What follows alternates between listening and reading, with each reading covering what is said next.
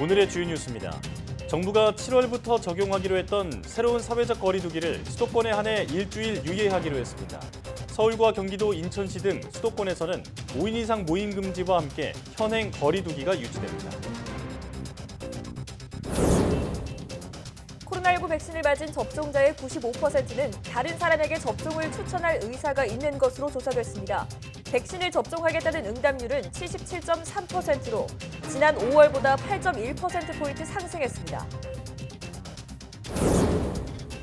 미국에서 코로나19 사망자의 99%가 백신을 맞지 않은 사람인 것으로 나타났습니다. 백신 접종률이 높은 이스라엘에서도 백신 효과로 중증자와 사망자가 크게 줄었습니다. 미국이 델타 변이 확산으로 어려움을 겪는 방글라데시에 모더나 백신 250만 회분을 긴급 지원하기로 했습니다. 모더나는 자사 백신이 델타 변이 등 각종 변이에도 예방 효과가 있다고 밝혔습니다. 재생의학은 손상된 조직을 효과적으로 재생하는 바이오 의학 기술인데요. 잠시 뒤 바이오 위클리에서는 미니 장기로 불리는 오가노이드를 이용해 재생치료제를 개발하는 오가노이드 사이언스의 유종만 대표이사와 자세한 내용 알아보겠습니다.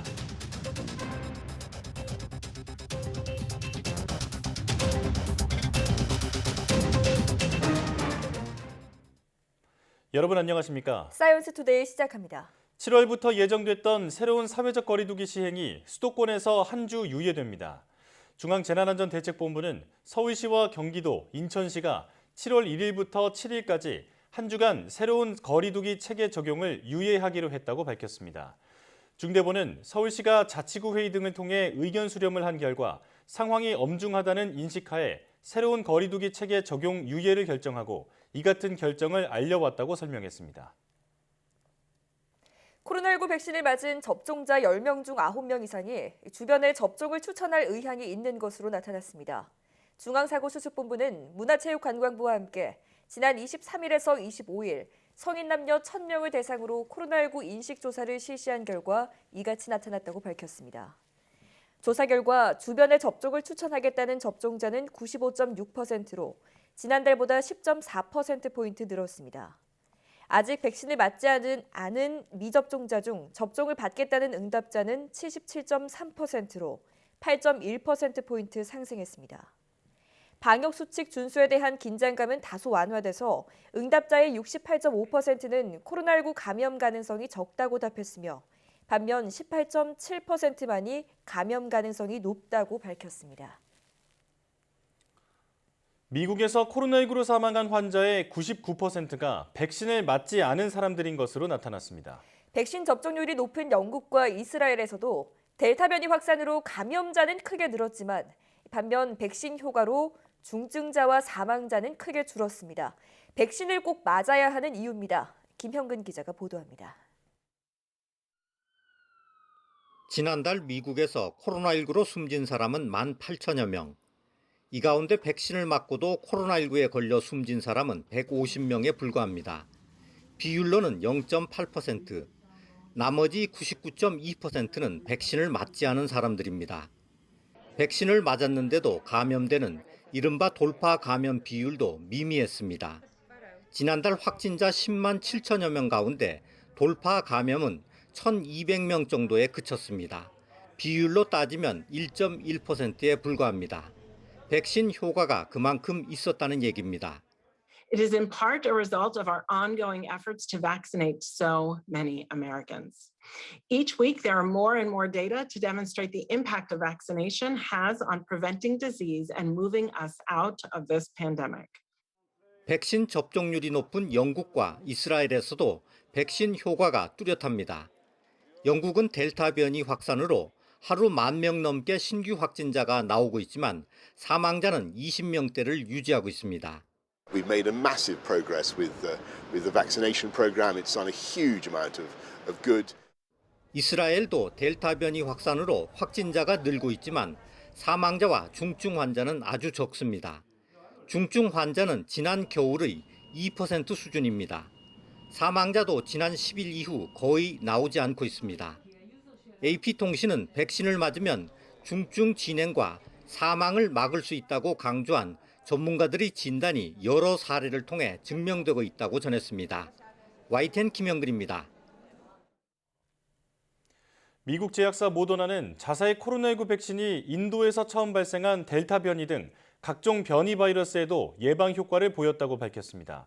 블룸버그 통신과 CNBC 방송 등에 따르면 모더나는 2회차 백신 접종 후 일주일이 지난 실험 참가자 8명으로부터 혈청을 추출해 각종 변이 코로나 바이러스에 대한 면역 반응을 시험했습니다. 모더나는 자사 백신이 델타 변이를 포함해 실험한 모든 종류의 변이에 대해 중화항체를 생성했다고 전했습니다. 중화항체는 바이러스가 인체 세포로 침입하지 못하게 방어하는 역할을 합니다. 미국 언론은 그러나 이번 결과는 임상시험이 아닌 실험실 환경에서 이뤄진 시험이어서 백신의 실제 효과를 입증하는 것은 아니라고 전했습니다. 코로나19 백신 개발 경쟁에서 뒤처진 프랑스 제약사 사노피가 mRNA 기술 개발에 나섰습니다. 사노피는 현지 시각 29일 mRNA 백신 연구 개발에 매년 4억 유로, 우리 돈 5,400억 원을 투자해 오는 2025년까지 최소 6개의 mRNA 백신 후보 물질을 개발하겠다고 밝혔습니다. 사노피는 이를 위해 프랑스와 미국 연구소에 400명의 인재를 모아 mRNA 우수센터를 운영할 계획입니다. 연구 개발을 총괄하는 장 프랑스와 투상은 코로나19 대유행 기간 mRNA 기술의 잠재력이 입증됐지만 내열성이나 내구성과 같은 측면에서 혁신이 필요하다며 사노피가 그 다음 장을 선도하겠다고 말했습니다.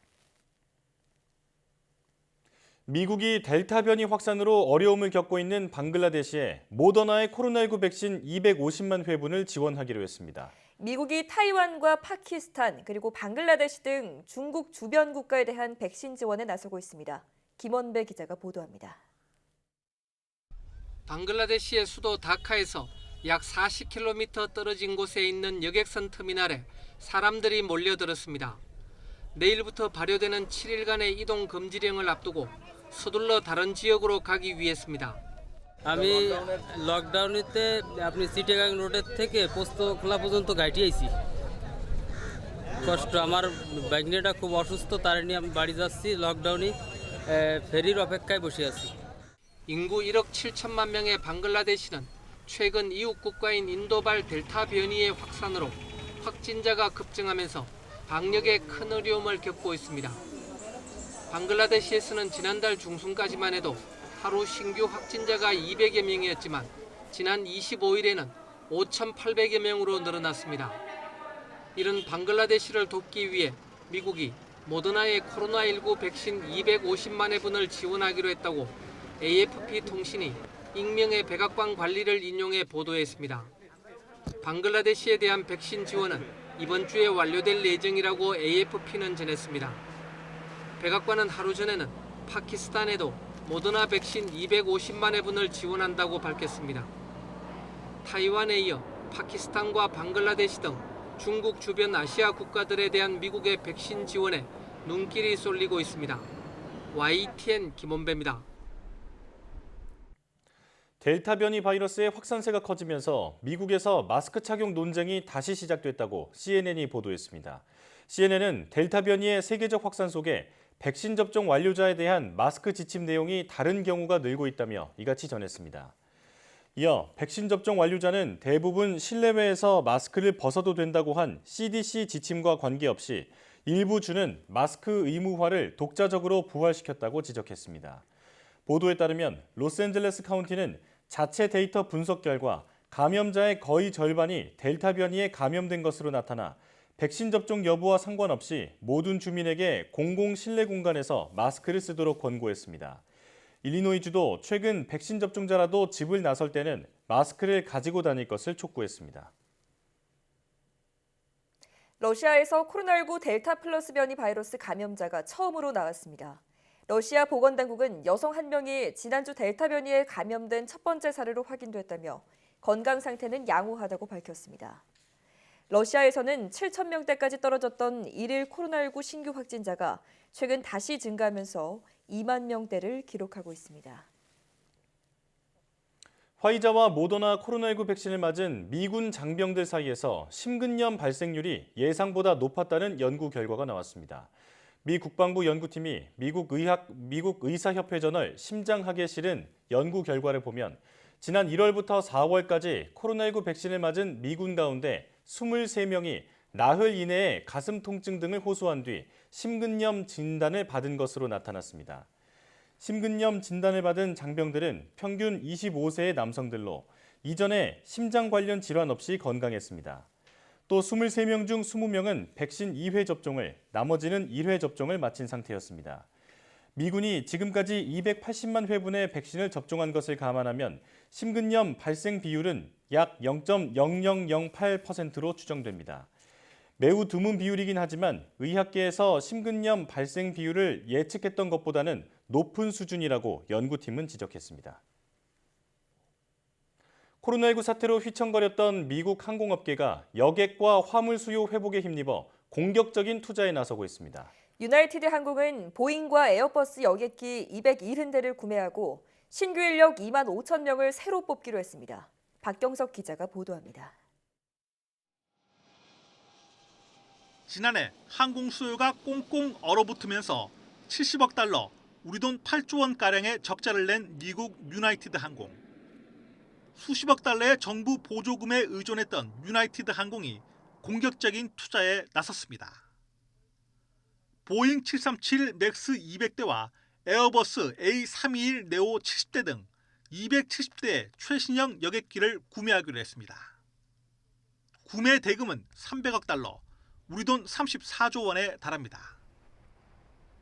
이 같은 구매 물량은 지난 2011년 아메리칸 항공이 보잉과 에어버스에 460대의 여객기를 주문한 이후 최대입니다. 유나이티드 항공은 이와 함께 현재 직원 6만 8천 명의 36% 규모에 달하는 2만 5천 명을 추가로 뽑겠다고 밝혔습니다.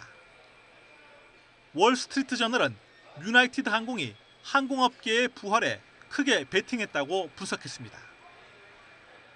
앞서 지난 3월 사우스웨스트 항공도 보잉 737 맥스 100대를 주문했고 알래스카 항공 역시 신규 여객기 구매에 나섰습니다. 올해 들어 빠른 속도로 늘고 있는 미국 국내선 항공 수요와 달리 수익성이 높은 국제선의 회복세는 여전히 더딘 상황입니다. 하지만 미국 항공업계는 코로나19 백신 보급 확대에 따라 국제선 여행객도 조만간 예전 수준을 회복할 것으로 기대하면서 공격적 투자를 이어갈 것으로 전망됩니다. YTN 박경석입니다. 올림픽 개막이 20여일 앞으로 다가온 가운데 도쿄 지역에 적용 중인 코로나19 방역 중점 조치가 2주에서 4주가량 연장될 것으로 보인다고 마이니치 신문이 보도했습니다.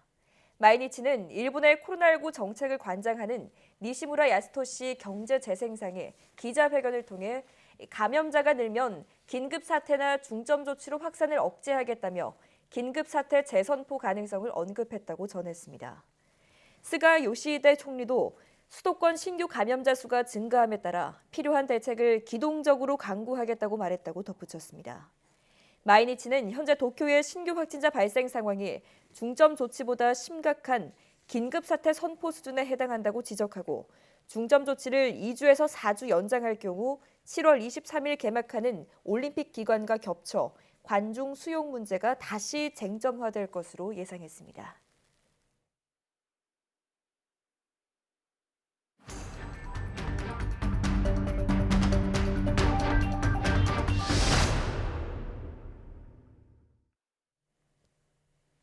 새로운 사회적 거리두기 시행을 앞두고 800명에 육박하는 신규 확진자가 나오면서 방역당국의 비상이 걸렸습니다. 자세한 내용 고려대학교 약학대학 김정기 교수와 함께 알아보겠습니다.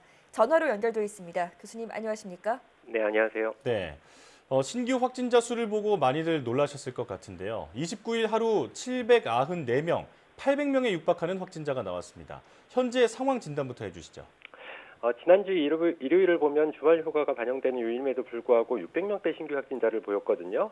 그러니까 이러한 부분이 어제, 그러니까 오늘 0시 기준으로 발표됐던 800명에 육박하는 794명의 신규 확진자가 나오는 어떤 전초가 아니었나라는 생각을 가지고 있습니다. 예. 일단 오늘 0시 기준 신규 확진자 수치만으로도 상당히 우려스럽다라고 생각을 하고 있고요. 단지 신규 확진자 수치뿐만이 아니라 최근 여러 가지 지표나 상황을 보면 일단 감염 재생산 지수도 1을 넘어섰고요. 그리고 확진자 수만 봐도 직전 주 대비 수도권뿐만 아니라 전국적으로 각각 약 140명 정도가 증가하는 양상을 보였습니다.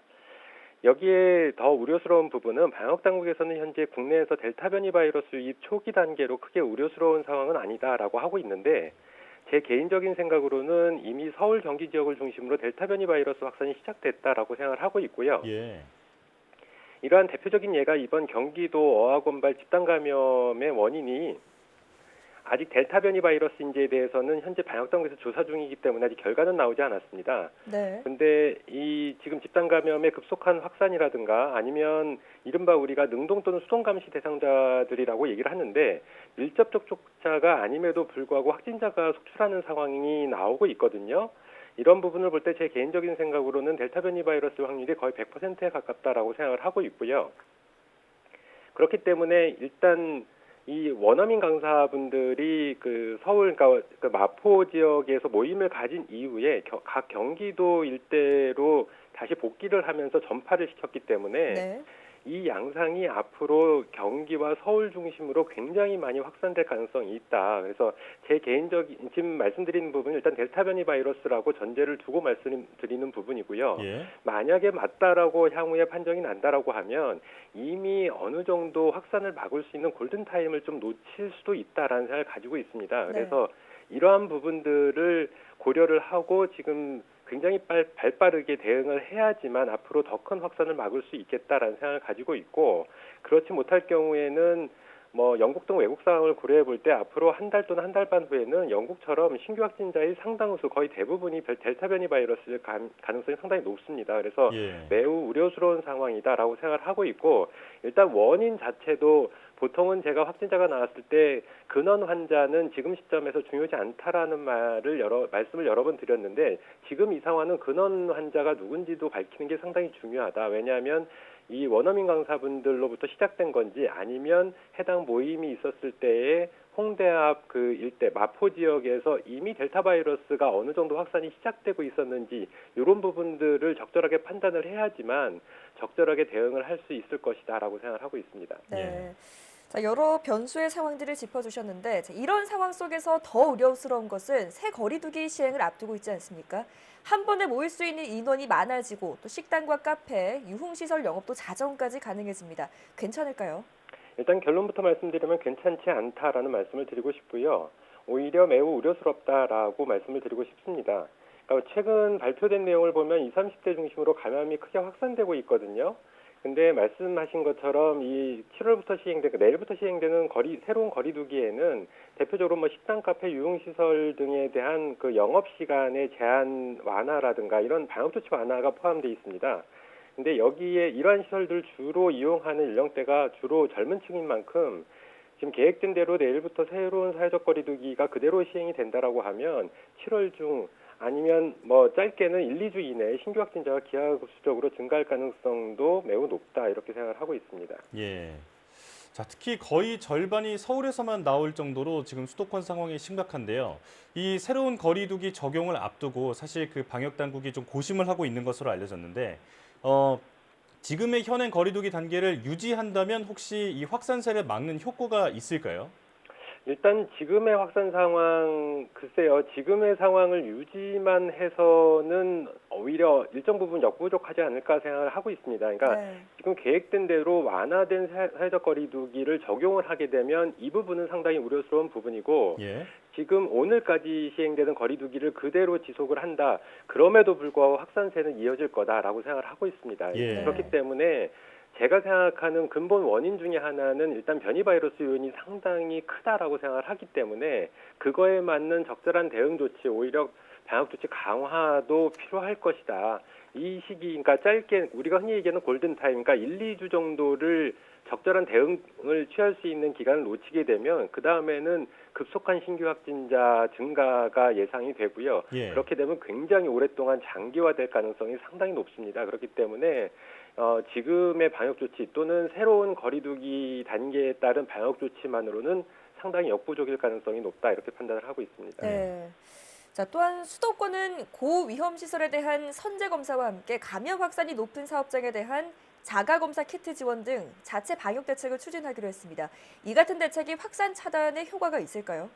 유흥주점 등 고위험 시설에 대한 선제 검사나 자가 검사 키트 지원 등의 방역 대책은 일정 부분 도움은 될 것이다라고 생각을 합니다.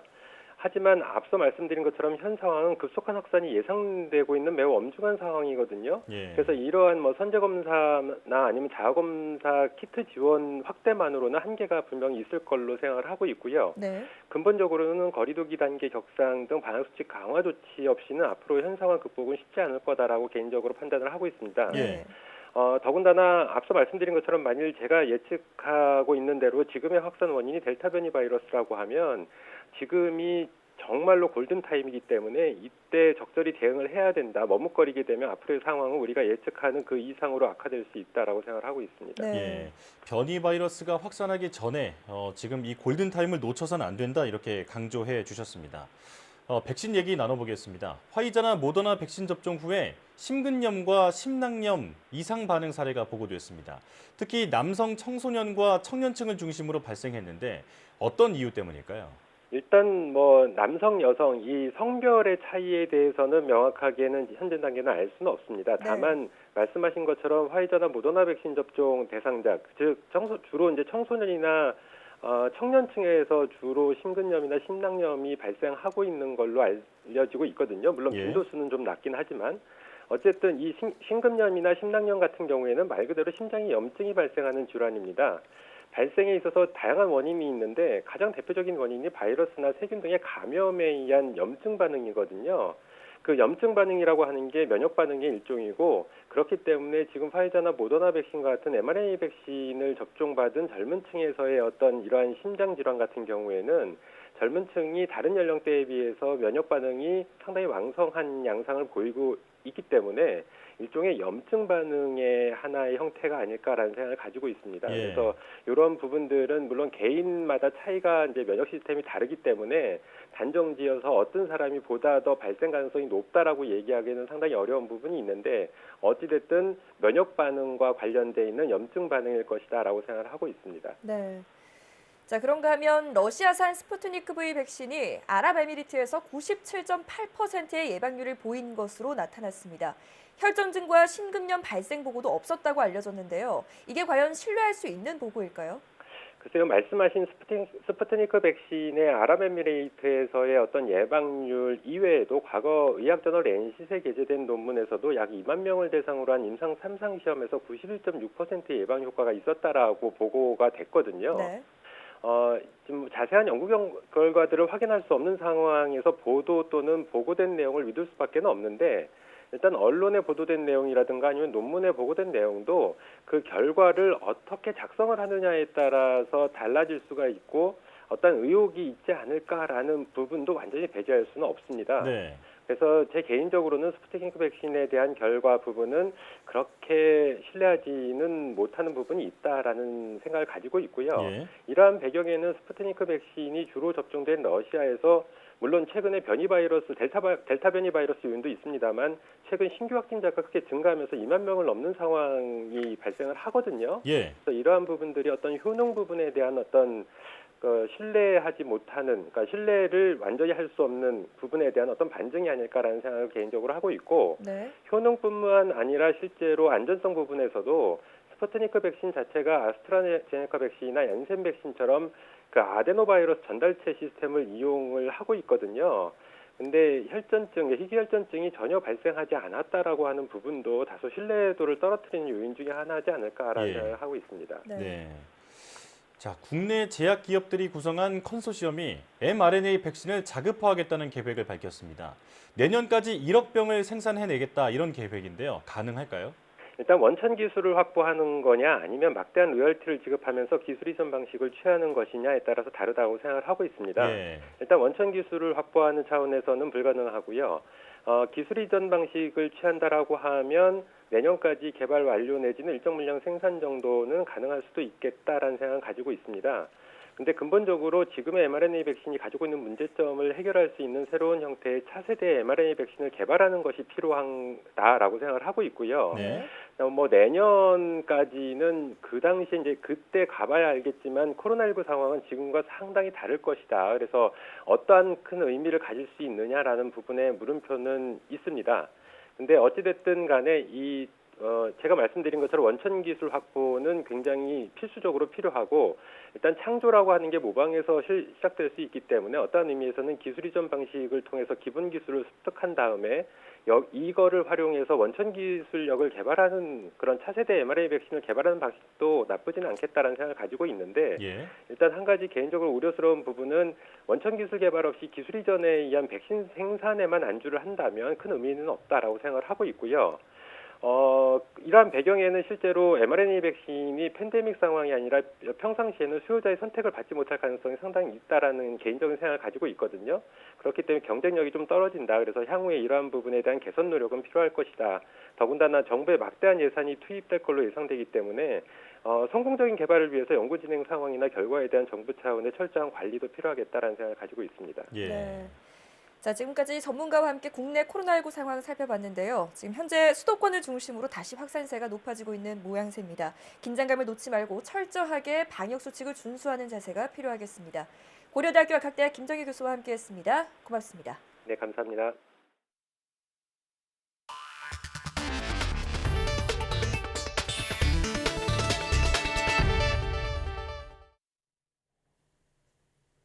지난달 모든 산업 생산이 광공업과 건설업, 서비스업에서 줄었지만 공공행정에서 늘어 전월 대비 0.1% 증가했습니다.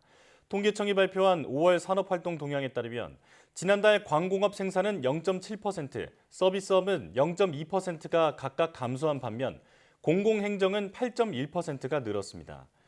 코로나19 백신 구입과 접종 진행 등으로 공공지출 비용이 늘면서 공공행정 생산이 크게 증가한 것으로 분석됩니다. 소비를 의미하는 소매 판매는 최근 판매 증가에 따른 기저효과와 잦은 강수 등에 따른 하절기 의류 판매 감소 영향으로 전월 대비 1.8% 감소했습니다. 소비는 지난해 7월 이후 10개월 만에 가장 크게 줄었습니다. 설비 투자는 반도체 제조용 기계 수입과 항공기 등 운송 장비 투자가 모두 줄며 3.5% 감소했습니다. 국내 기업 가운데 특허를 가장 많이 등록한 곳은 삼성전자로 최근 5년여 동안 2만 개에 가까운 특허를 낸 것으로 확인됐습니다. 기업 평가 사이트 CEO 스코어가 국내 500대 기업의 2016년부터 이달 10일까지 특허 등록 내역을 조사한 결과 345개 기업이 모두 14만 1000여 개의 특허를 등록한 것으로 집계됐습니다. 삼성전자는 19,500여 개의 특허를 내 전체 건수의 13.8%를 차지하며 1위에 올랐습니다. 이어 LG전자가 16,200여 개, LG화학이 1,900여 개로 각각 2위와 3위를 기록했으며 현대차와 LG디스플레이가 뒤를 이었습니다. 이들 상위 5개 기업이 등록한 특허 수는 총 63,055개로 전체 특허 등록 수의 44%가 넘었습니다. 지난해 코로나19 여파로 4년제 대학에서 개설한 원격 강좌가 2019년보다 30배 가까이 급증한 것으로 파악됐습니다. 또 원격 강의를 수강한 학생도 9배 이상 늘어 1,200만 명을 넘었습니다. 교육부와 한국대학교육협의회는 이 같은 내용의 2021년 6월 대학정보 공시 분석 결과를 발표했습니다. 4년제 일반 교육대학 195개 교회 지난해 원격 강좌 수는 34만 399개로 1년 전에 28.1배로 급증했습니다. 수강 인원은 1,236만여 명으로 전년도 인원의 10.1배에 달했습니다. 업비트, 빗썸, 코인원, 코빗 등 국내 가상자산 거래소 4곳이 가상자산 정보 송수신에 관한 이른바 트래블룰에 공동 대응하는 합작 법인을 설립합니다.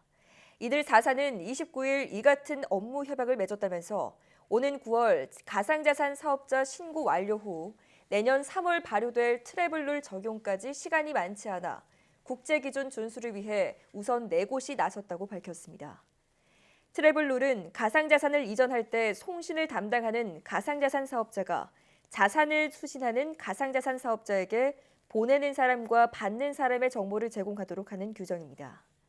이들은 합작 법인은 4사가 동일 지분 주주로 참여한다면서 공동 트래블룰 개발 기간을 최대한 앞당겨 올해 안에 정식 개시할 수 있도록 하겠다고 설명했습니다. 서민금융을 사칭한 문자 사기와 보이스피싱이 기승을 부려 주의가 요구됩니다. 금융당국에 따르면 주택금융공사는 최근 공사 홈페이지에 보이스피싱에 주의하라는 내용의 팝업창을 띄워 주의를 촉구했습니다. 주택금융공사는 최근 공사를 사칭한 보이스피싱 사례가 접수되고 있다며 공사 콜센터는 금융거래 위반, 금융질서 문란 등으로 고객님께 대출 상환을 요구하며 대출 상환을 목적으로 앱 설치를 요구하지 않으니 주의하시기 바랍니다 라고 안내했습니다. 주택금융공사는 특히 자영업자나 경제적으로 어려운 이들의 절박한 사정을 악용한 서민금융 대출 사기가 기승을 부리고 있다며 주의를 당부했습니다. 물에 잘 뜨지 않는 구명복을 비롯해 안전기준을 위반한 용품 35개에 리콜 명령이 내려졌습니다. 산업통상자원부 국가기술표준원은 여름철에 수요가 급증하는 물놀이기구와 여름용품, 완구 등 37개 품목, 952개 제품에 대해 안전성 조사를 진행해 이 같은 조치를 했습니다. 적발된 제품에는 부력이 기준에 미달하는 구명복과 포말데하이드 기준치를 최대 1.3배 넘는 차량용 에어 매트리스, 금속 장식에서 카드뮴이 기준치를 수천 배 초과한 아동용 머리띠, 지퍼에서 납이 기준치를 2.6배 초과한 아동 수영복이 포함됐습니다. 국가표준원은 리콜 명령을 받은 제품 정보를 제품안전정보센터와 소비자24 홈페이지에 공개했습니다.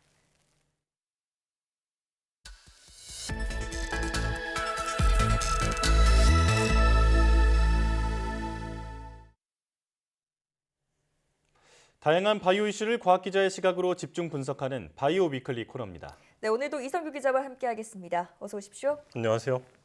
네, 오늘 어떤 소식 준비해 오셨나요? 백신 관련 소식입니다. 이 델타 변이가 빠른 속도로 확산하면서 각국이 잇따라 방역 조치를 강화하고 있습니다. 미국에서 코로나19로 사망한 환자의 99%가 백신을 맞지 않는 것으로 나타났습니다. 내년까지 국산 코로나19 mRNA 백신 개발을 위해 민간협동 컨소시엄이 출범했습니다. 예, 29일 하루에 갑자기 800명이 육박하는 확진자가 나오면서 지금 비상이 걸렸는데요. 다시 긴장의 끈을 조여야겠습니다. 자, 오늘 주제는 미니 장기로 불리는 오가노이드입니다. 손상된 인체 조직을 아예 다시 재생시킬 수 있다면 가장 확실한 치료 방법이 될 텐데요. 네, 오늘 바이오 포커스에서는 미니 장기로 불리는 오가노이드를 이용해 재생 치료제를 개발하는 오가노이드 사이언스의 유종만 대표이사와 자세한 내용 알아보겠습니다. 어서 오십시오. 안녕하세요. 네, 나와주셔서 고맙습니다. 항상 처음에 드리는 질문인데요. 바로 사명이 어떤 뜻인가에 대한 질문입니다. 오가노이드 사이언스, 어떤 뜻을 담고 있나요? 이 올가노이드 사이언스라고 하는 거는 이제 올가노이드라는 건 이제 미니 장기를 의미를 하고요. 사이언스는 잘 아시다시피 과학을 의미를 합니다. 그래서 저희 회사는 이런 올가노이드라고 하는 첨단 과학을 활용해서 인류의 건강을 증진시킬 수 있는 치료제를 만드는 것을 궁극적인 목표로 하고 있어서 이름을 그렇게 지었습니다. 더 나아가서 이제 저희 회사 같은 경우에는 단순히 이제 올가노이드뿐만 아니라 여러 가지 이제 상용화에 진입하지 못하고 있는 다양한 과학 기술들을 활용해서 이것들을 잘 엮어서 빠른 상용화와 함께 인류에게 기여할 수 있는 여러 가지 기술을 개발하는 것을 궁극적인 목표로 하고 있습니다. 네. 앞서 회사명을 설명해 주실 때 잠시 언급해 하셨지만 오가노이드는 우리가 흔히 미니 장기로 잘 알고 있습니다. 하지만 구체적으로 어떤 분야에 적용할 수 있는지 또 어떻게 사용되는지 잘 모르는 분들이 많은데요. 자세하게 좀 설명해 주신다면요. 올가노이드라고 하는 것은 올간이라고 하는 게 이제 장기를 의미하고 오이드라고 하는 게 이제 어떤 것을 유사하다라는 의미입니다. 그래서 올가노이드는 장기와 유사한 무언가를 의미하는 그런 신조어입니다. 네. 그렇다고 하면 이제 올가노이드라고 하는 거가 이제 성립을 하기 위해서는 장기와 유사해야 되는데 그런 장기와 유사성을 크게 세 가지 측면에서 바라보게 됩니다. 첫 번째로는 해당 장기를 구성하는 세포로 구성이 되어 있는가, 두 번째는 해당 장기의 구조와 유사한가, 세 번째로는 해당 장기의 기능을 유사하게 수행을 할 수 있는가. 네. 이 세 가지를 만족을 시킬 때 저희는 올가노이드다라고 이야기를 합니다. 네. 그래서 예를 들어서 설명을 드리면은 장올가노이드, 그러니까 우리 대장이죠. 대장이나 소장 같은 경우에는 주로 하는 역할들이 이제 어떤 물질을 음식물을 소화한다든지 아니면 배출한다든지 이런 역할을 하게 됩니다. 네. 그래서 이제 장올가노이드 같은 경우에 실제 장과 유사하게 장을 구성하고 있는 다양한 세포로 구성이 되어 있고, 그리고 저희가 이제 현미경으로 보게 되면 구불구불한 구조들이 이제 장에 나오게 되는데 이러한 네. 구조들이 실제 올가노이드 구현이 됩니다. 네. 또한 장에서 이렇게 분비하고 흡수하고 하는 기능들이 실제 올가노이드에서 유사하게 작동을 하는 것들을 볼 수가 있습니다. 장올가노이드뿐만 아니라 예를 들어서 이제 뇌올가노이드 같은 경우에는 저희가 신경 전달이 이루어지고 정기적인 신호가 나타나는데 올가노이드에서는 실제로 그러한 신호들도 나타나는 것들을 관찰할 수가 있습니다. 네. 그래서 이렇게 올가노이드는 실제 인체 장기를 우리가 실험실에서 재현을 한 것이기 때문에 더 나아가서 활용할 수 있는 분야들은 무궁무진합니다. 그래서 크게 두 가지 측면에서 말씀을 드리면은 첫 번째로는 앞에서도 잠깐 말씀해 주셨다시피 재생치료제입니다. 그래서 우리 인체의 어떤 특정한 부분이 망가졌다 그러면 아예 뭐 인공 장기로 교체할 수 있는 수준은 아직까지는 아니지만 어떤 특정 부분이 망가졌을 때 올가노이드를 이식함으로써 재생을 시켜준다 하는 게 첫 번째 개념이고 두 번째로 활용할 수 있는 부분은 인체와 유사하기 때문에 우리가 인체 실험을 하지 않고도 미리 그런 인체 실험에 대한 결과를 예측할 수 있다라고 하는 게 두 번째 이제 활용 포인트라고 말씀드릴 수 있습니다. 네. 이 오가노이드의 개념에 대해서 상세히 설명해 주셨는데 이 우리 인간의 장기가 조직이 이렇게 3차원으로 우리 몸속에 있잖아요. 그래서 실험실에서 이걸 재현을 할 때 이렇게 3차원으로 유사하게 재현해내는 게 이 어떤 오가노이드의 경쟁력인데 오가노이드 사이에서 어떤 그 장점이 있는 건가요? 예. 올가노이드를 이제 활용한다라는 측면에서 이제 보면 말씀해 주신 바와 같이 배양하는 측면이 이제 가장 중요한 첫 번째 이슈이고요. 두 번째로는 이렇게 만든 올가노이드를 잘 활용하는 측면 두 가지로 분류해서 볼 수가 있습니다. 그래서 첫 번째 이제 올가노이드를 배양한다, 만든다라는 측면에서 이제 핵심 기술이라고 하면 기존에 저희가 이제 세포 배양을 한다 내지는 뭐 이랬을 때는 바닥에 붙여서 배양을 하거나 3차원적인 구조물들이 보통 아니었습니다. 근데 이제 저희가 그것들을 구현하기 위해서는 인체와 가장 유사한 환경을 조성을 해줘야 되는데 그게 필요한 거는 크게 보면 두 가지라고 또 말씀을 드릴 수가 있습니다. 첫 번째는 세포 밖에 있는 물질들 주로 이제 저희가 스캐폴드나 아니면 세포의 기질이라고 표현하는 이러한 부분들이고요. 이러한 부분들은 세포가 3차원적으로 구성이 되고 실제 장기와 유사하게 만들어내는데 이제 핵심적인 포인트가 됩니다. 이러한 부분에 있어서도 이제 저희 올가노이드 사이언스는 항상 일관성 있게 올가노이드를 만든다든지 아니면 이런 올가노이드를 의약품으로 만드는 데 있어서 이제 활용할 수 있는 이런 스캐폴드, 세포의 기질 기술들을 저희가 보유를 하고 있고요. 두 번째로는 이제 그러한 이제 세포들이 성장을 하고 장기 모양을 갖추기 위해서는 이제 그 세포 내에서 인체 내에서 이루어진 여러 가지 이런 신호들이 잘 전달이 돼야 됩니다. 그러한 신호들을 전달을 하기 위한 방법이 배양 배지에 여러 가지 이제 성분들이 들어가게 됩니다. 그런 배지 성분들에 있어서도 최대한 인체와 유사한 환경들을 구성해 줄 수 있는 이러한 기술들을 갖고 있는 게 저희 올가노이드 사이언스의 또 한 가지 이제 특징이고요. 그 다음에 이제 두 번째로 이제 올가노이드를 활용한다는 측면에서 또 다른 기술의 측면들이 또 필요합니다. 예를 들면 올가노이드를 만들어서 저희가 의약품, 그러니까 재생치료제로 쓰기 위해서는 여러 가지 의약품의 기준들을 잘 만족을 시켜줘야 됩니다. 근데 이제 기존의 올가노이드 같은 경우에는 연구용으로만 주로 사용이 됐기 때문에 사람 몸에 이식을 한다든지 인체용으로 사용하는 데 어려움들이 많습니다. 그래서 저희 올가노이드 사이언스는 이러한 측면들을 잘 개선을 하고 인체에 사용할 수 있는 형태의 올가노이드를 만든 게 또 한 가지 저희의 장점이고요. 그 다음에 이제 이런 재생치료제 이외에도 이제 약물을 평가하는 입장에서도 예를 들면 저희가 코로나 바이러스에 대한 이제 치료제를 만들어서 바로 이것들이 치료제가 효과가 있는지 없는지 검사를 해야 된다.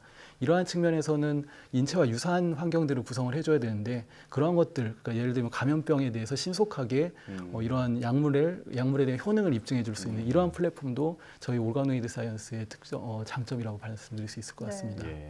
오가노이드가 무엇인지에 대해서 아주 차분하게 구체적으로 설명을 해주셔서 잘 이해가 되는데요. 그러니까 이제 사용이 될 수 있는 그 분야로 봤을 때는 이식을 포함해서 여러 가지 어떤 장기를 재생하는 그런 재생 치료제로 사용할 수가 있고 또 다른 방안으로는 바깥에서 이 약물을 그 시험을 해본 다음에 안전성과 효과를 입증하고 이제 주사를 하는 그런 방식으로 쓸 수 있다. 이렇게 말씀을 해주셨습니다. 자, 굉장히 무궁무진한 그 가능성이 엿보이는 기술이라고 볼 수 있는데 오가노이드 재생 치료제 개발 현황이 궁금하거든요. 파이프라인 좀 소개해 주시죠.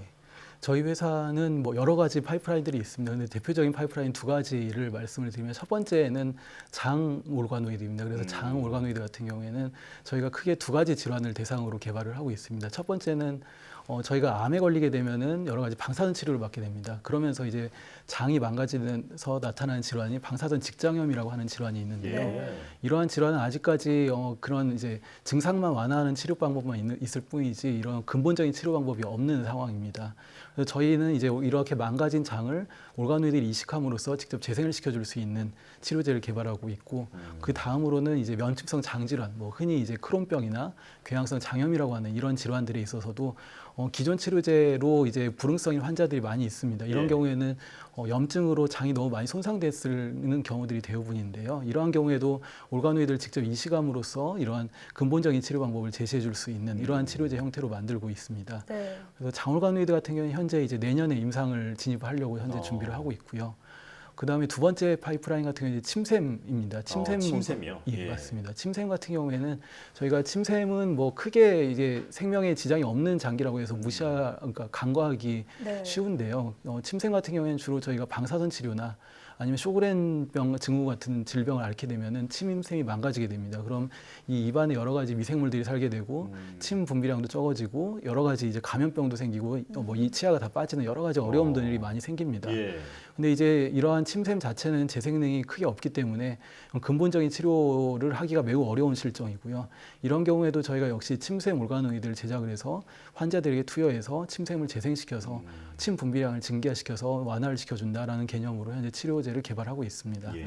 이러한 침샘 치료제는 현재 이제 내후년에 이제 임상에 진입하기 위해서 현재 연구 개발에 진행 중입니다. 네. 난치 질환들에 대해서 좀 근본적인 치료 방법을 제시할 수 있는 가능성이 좀 엿보이는데요. 자, 이제부터는 플랫폼 기술로서 올가노이드에 대해 살펴보겠습니다. 자, 신약 개발 과정 중에 특히 동물 실험에서 좋은 성과를 내도 인체 임상에서는 이게 실패하는 경우도 많거든요. 자, 이럴 땐 올가노이드를 활용하면 어떤 장점이 있을까요? 말씀해 주신 바와 같이 임상 실험에 동물 실험에서 결과가 좋다가 임상 실험에서 실패할 수도 있고 반대로 동물 실험에서 결과가 그리 좋지 않았는데 임상 실험에서 결과가 좋았던 사례들도 있습니다. 대표적으로 면역암제들이 요즘 이런 추세들인데요. 이러한 것 같은 경우에 가장 큰 이러한 이유가 나타난 것은 우리가 인간 실험에 들어가기 전에 사람 실험에 들어가기 전에 그것들을 테스트해 보는 게 동물이나 세포인데 이런 것들은 현실적으로 인간과 동물 또는 인간과 세포 사이에 불일치가 존재를 하기 때문입니다. 그렇다면 이제 이것들에 대한 갭을 메울 수 있는 어떻게 메우냐 이것들이 이제 가장 중요한 화두 중에 하나인데요. 그것 중에 이제 그러면서 등장하고 주목을 받았던 게 이제 올가노이드 기술이라고 말씀을 드릴 수 있을 것 같습니다. 그래서 앞에서 말씀드렸던 바와 같이 인체를 재현하는 가장 그래도 어드밴스된 이런 플랫폼이기 때문에 이러한 플랫폼에서 올가노이드로 이런 약물의 평가를 하게 되면은 인체를 가장 잘 예측할 수 있을 것이다라는 기대가 있습니다. 그래서 이제 대표적으로는 이제 그 낭포성 섬유증이라고 하는 질환이 있습니다. 희귀 질환 중에 하나인데요. 이 같은 경우에는 이제 장 올가노이드를 활용해서 어떤 약물이 잘 들을 것인지 먼저 한번 예측을 하고 그 약물을 임상에 가져갔더니 꽤 높은 효율로 이런 그 치료 효과를 보이고 현재 개발 중인 약물들이 있습니다. 그래서 이러한 사례들이 아직은 올가노이드로 하는 분야가 초기이기 때문에 조금 더 레퍼런스도 쌓이고 조금 더 많은 경험들이 이제 축적이 되어야지 더 많은 활용들이 가능은 하겠지만 현재로서 봤을 때는 이런 신약 개발에 있어서 가장 그래도 그 빠르게 그리고 가장 효율적으로 다가갈 수 있는 그런 도구 중에 하나가 올가노이드라고 생각을 합니다. 최근 이제 맞춤형 치료가 이렇게 의학의 어떤 새로운 트렌드가 되고 있잖아요. 뭐 여러 치료제, 뭐 항암제 같으면 여러 항암제 중에서 이 환자한테 딱 맞는 항암제를 미리 좀 이렇게 선별할 수 있다면 치료 효과를 극대화할 수 있을 텐데요. 이 올가노이드 이용하면 사실 실제로 이런 게 도움이 될 수가 있을까요? 예, 말씀하신 바와 같이 대부분의 치료제들이 그 우리가 질환이라고 하는 것이 다 암이라고 해도 똑같은 암이 다 아닙니다. 예를 들면 저희가 똑같은 폐암이라 할지라도 여러 종류의 아형이 있고 그 아형 내에서도 사람마다 다 양상들이 다릅니다. 그렇기 때문에 우리가 한 가지 치료제로 모든 사람이 다 동일한 효과를 내리라고는 기대를 할 수가 없습니다. 그래서 이러한 치료 효과를 우리가 예측을 하기 위해서는 바이오마커라는 것들을 활용을 하게 되는데요. 근데 이제 약마다 우리가 다 바이오마커를 확보하기도 어렵고 그 바이오마커들이 모든 이제 예측을 하기도 또 어려운 부분들이 많이 있습니다. 그렇다면 이제 최종적으로 저희가 이것들을 한 플랫폼 내에 이제 이러한 것들을 다 구현할 수 있는 게 필요한데 그것도 역시 이제 올가노이드로 할 수 있으리라 생각을 합니다.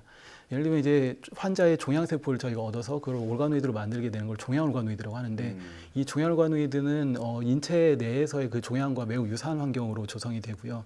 그래서 이런 종양올가노이드에서 실제로 여러 가지 약물들을 테스트를 해보니까 임상에서 나타나는 환자의 결과가 꽤 많이 일치를 하고 그다음에 또 저희 자체적으로도 80% 이상의 예측률을 보이는 것이 확인이 되었습니다. 근데 이제 저희가 지금 현재는 이제 종양올가노이드라고 하는 거는 단순히 종양세포로만 구성이 되어 있기 때문에 이런 현재 이제 개발 중인 여러 가지 면역암제나 이런 측면으로 확장하기는 좀 어려운 부분들이 있는 게 첫 번째 어려움이고요. 예. 두 번째로는 만드는 데 있어서 4주 이상 걸리기 때문에 실질적으로 환자에게 적용하는 데 있어서 시간적으로 타이밍이 조금 안 맞는 면들이 있습니다. 그래서 이제 저희 올가노이드사이언스는 이런 것들을 극복하기 위해서 환자에서 이제 유래한 올가노이드와 면역 세포를 같이 공배양해서 이런 면역암제를 배양할 수 있는 플랫폼을 만든 게 이제 첫 번째 이제 저희 강점이고요. 두 번째로는 이렇게 4주까지 걸리는 시간들을 최대한 당겨서 환자에게 이런 트리트먼트, 그러니까 치료적인 옵션을 제공해 줄 수 있는 시간이 한 일주일에서 2주 사이입니다. 그래서 이런 시간을 단축시키는 게 이제 저희의 또 한 가지 현재 진행 중인 숙제 중에 하나입니다. 네. 예. 자, 오가노이드 사이언스의 기술이 난치병 환자들의 치료 효율을 좀 높일 수 있는데 기여하기를 바라겠습니다. 지금까지 오가노이드 사이언스 유종만 대표이사 그리고 이성규 기자와 함께했습니다. 오늘 나와주셔서 고맙습니다. 예, 감사합니다.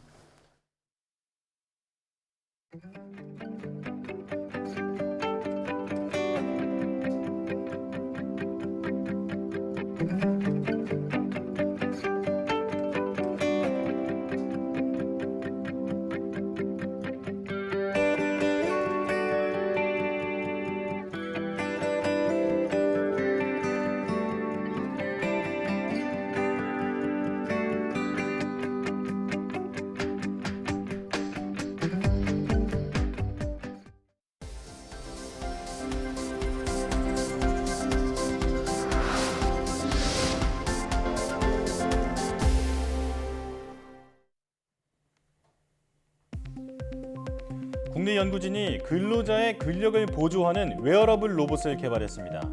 한국생산기술연구원과 로봇 스타트업 FRT는 근로자의 작업을 분석해 허리나 다리 등 특정 부위에 힘이 가해질 때마다 하중을 분산시켜 근로자가 무리한 힘을 쓰지 않게 해주는 웨어러블 로봇을 개발했다고 밝혔습니다.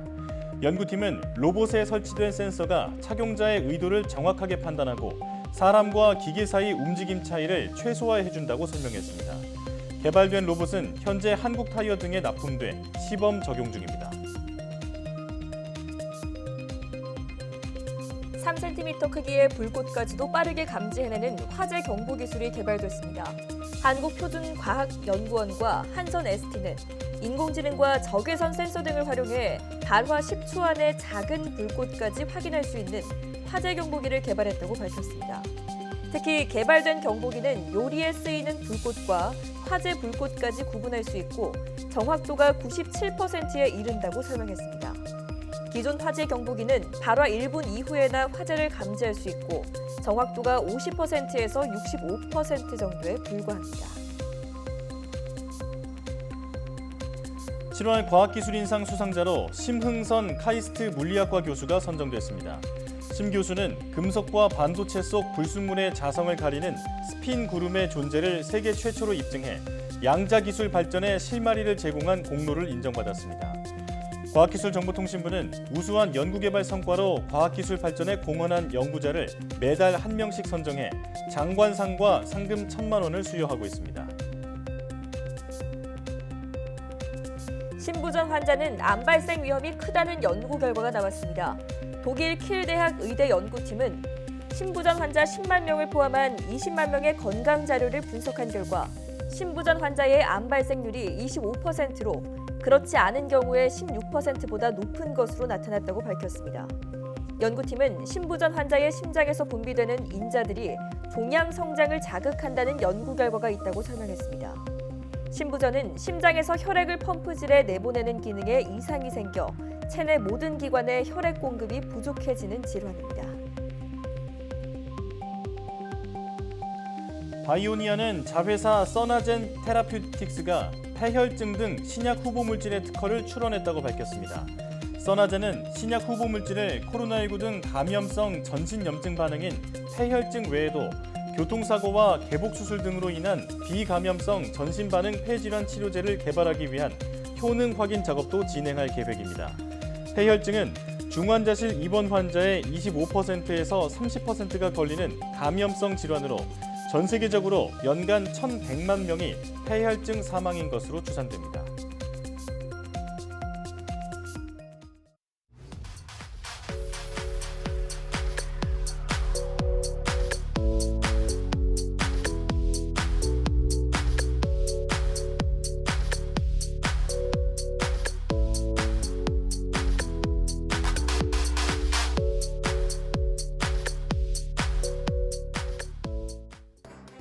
500명에서 600명 수준을 유지하던 신규 확진자가 800명 가까이 급증하면서 재확산 우려가 커지고 있습니다.